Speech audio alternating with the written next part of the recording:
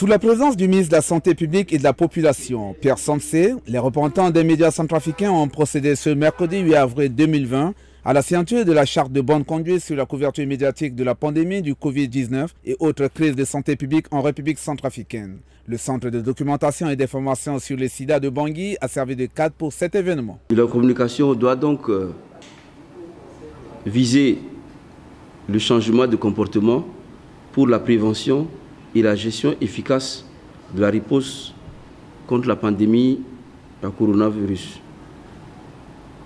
Elle doit se faire sur la base des principes cardinaux de la lutte, à savoir une lutte basée sur les évidences, la protection de la santé publique, le respect des droits humains et le respect de la dignité, la promotion de l'équité et de la compassion, la promotion de la coopération, de la solidarité tant bien au niveau national qu'international.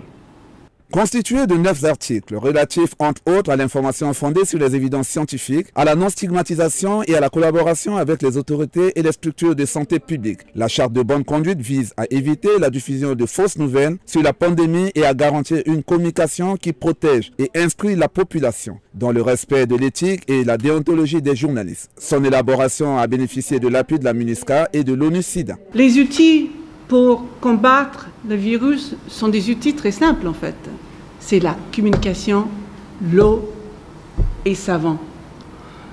Sans la bonne communication, sans les faits, sans que tout le monde a le même niveau d'information que moi et les femmes que je rencontre à Obo, à Ndel et à Biro, qu'elles ont exactement les mêmes informations que moi. C'est leur droit. Le document avait été présenté aux journalistes fin mars lors d'une formation organisée par le ministère de la Santé publique avec l'appui des Nations Unies. Il avait ensuite fait l'objet de discussions sur son contenu et sur l'opportunité de son adoption avec les instances de régulation et d'autorégulation de la presse, les organisations professionnelles des médias centrafricains et les organes de presse. Il se veut un document de référence et un guide pour les médias pour optimiser les préventions contre le coronavirus.